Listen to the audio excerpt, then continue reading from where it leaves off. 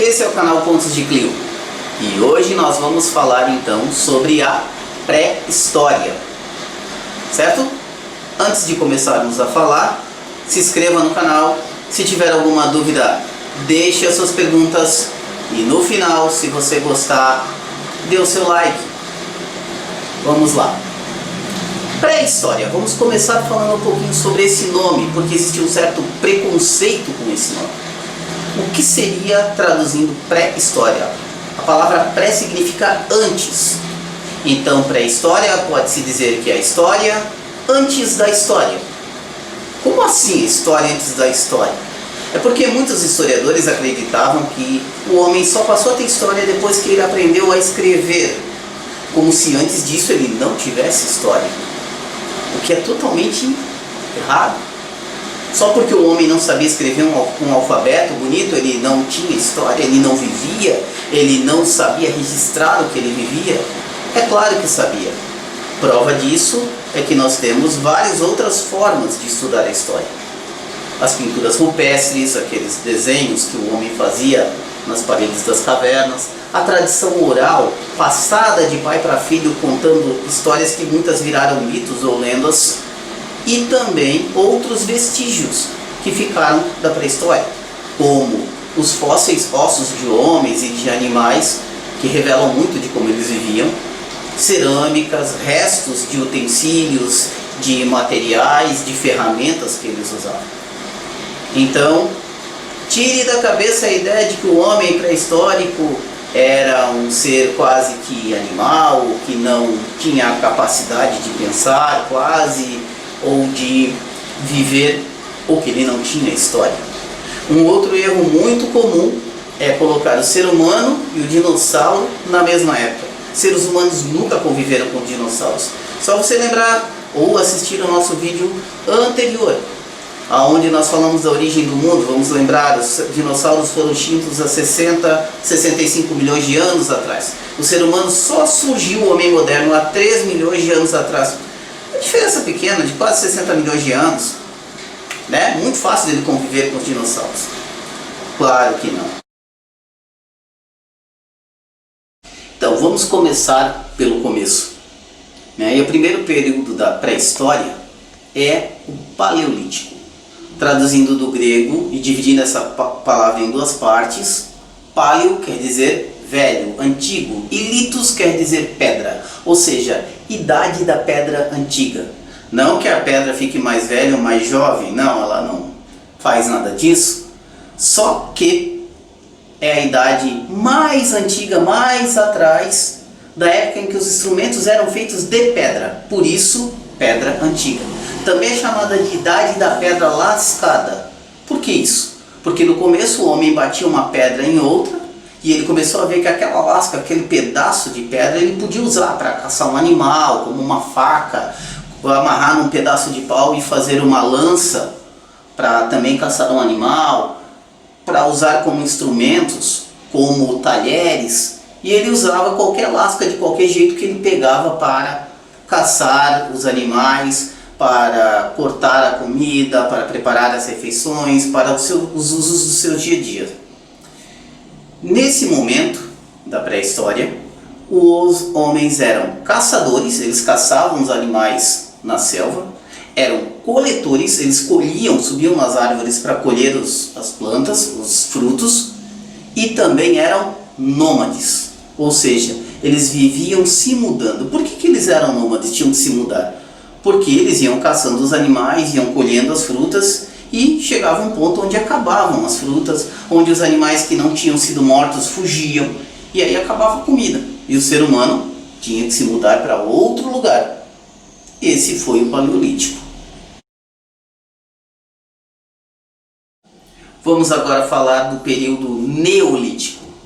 Neo, novo. Litos você já sabe, quer dizer pedra. Ou seja, a idade da pedra nova, ou a parte da idade onde os instrumentos eram feitos de pedra, que é mais recente. Por isso a outra é velha e essa é nova. Também é chamada de idade da pedra polida. Por quê? Porque as pessoas começaram a perceber que se eles quebrassem a pedra com mais jeito, se eles cuidassem, polissem, como se você vai polir o carro do pai, ajudar a polir alguma estátua, alguma joia da mãe, com cuidado, eles podiam fazer instrumentos melhores. Podiam fazer instrumentos mais afiados, que duravam mais, que eram mais precisos e que tinham mais força, faziam um trabalho muito melhor.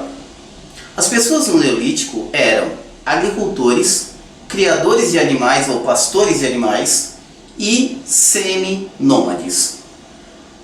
Como isso aconteceu? As pessoas começaram a ver que a semente caía na terra, ou uma fruta caía na terra, apodrecia, e ali nascia uma árvore. E começaram a perceber que se eles pegassem aquela semente, então enterrassem na terra, plantassem, ali nasceria uma planta daquela. Eles então pararam de precisar ir até na árvore colher a fruta, passaram a plantar e agricultar a terra. Também perceberam que se ele pegasse uma espiga de uma determinada planta, por exemplo, o trigo, que os animais gostavam muito, ele podia atrair um animal até um local cercado e prender este animal. E que se eles juntassem um macho e uma fêmea, eles teriam filhotes. Em vez de ele ter que estar caçando o animal, ele passou a criar este animal e assim ter a comida mais à vontade. Tendo então um local para plantar e para criar os animais, diminuiu muito a vontade, a necessidade de estar mudando de lugar. Porém, um problema ainda fazia ele ter que mudar depois de um tempo muito maior, que era o fato de que ele não sabia adubar a terra e ele plantava sempre o mesmo produto. Então, com o tempo, a terra ia se esgotando e não produzia mais plantas. Sem plantas não tinha alimento também para alimentar os animais. E aí ele era obrigado ainda a mudar de lugar. Quando o homem se sedentarizar, vai ser quando ele vai descobrir a escrita. Nós teremos o fim da pré-história e o início das primeiras sociedades humanas. Bom, o homem continuou evoluindo e ele começou a descobrir que ele podia trocar as pedras, ossos de animais por materiais melhores. Nem todos os povos descobriram ao mesmo tempo e nem todos eles deixaram de usar total ou parcialmente a pedra neste momento. Mas em alguns lugares o homem começou a evoluir. Ele começou a descobrir que havia alguns metais que ele podia mexer e eles quase que se derretiam na mão. O cobre, o estanho eram facilmente esquentáveis com o próprio calor humano. Como ele também sabia mexer o fogo, ele começou a fundir esses metais, formando o bronze. Essa é a primeira parte da Idade dos Metais, chamada de Idade do Bronze. Em alguns lugares, o homem conseguiu encontrar um outro mineral que ele podia moldar para fazer armas e instrumentos, mais raro, mais difícil, mas muito melhor: o ferro, iniciando aí a Idade do Ferro. Outros metais também importantes, chamados de metais preciosos, que foram a prata e o ouro, por 3 motivos. Eram muito maleáveis, você podia fazer objetos tanto maciços quanto finos deles. Eram também muito brilhantes, o que dava um aspecto muito bonito e saltava aos olhos de todo mundo que via.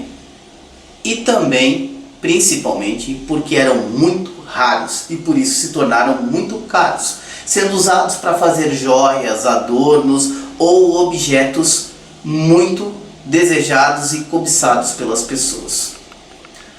Essas sociedades então começaram a se diversificar. Chegou um ponto onde começou a sobrar bastante comida e o homem então começou a perceber que não precisava todos fazerem a mesma coisa. Até então, quando ia se caçar, todos os homens caçavam. As mulheres ficavam em casa, cuidavam das crianças e cuidavam da plantação. Era basicamente a única divisão de trabalho que havia entre eles. Mas, quando os homens voltavam, também ajudavam nas tarefas de casa. Essa visão machista que se tem não existia lá na antiguidade. Os homens começaram então a perceber que eles precisavam deixar algumas pessoas na aldeia quando iam caçar, para que se a aldeia fosse atacada, essas pessoas defendessem a aldeia. Surgiram então os guerreiros.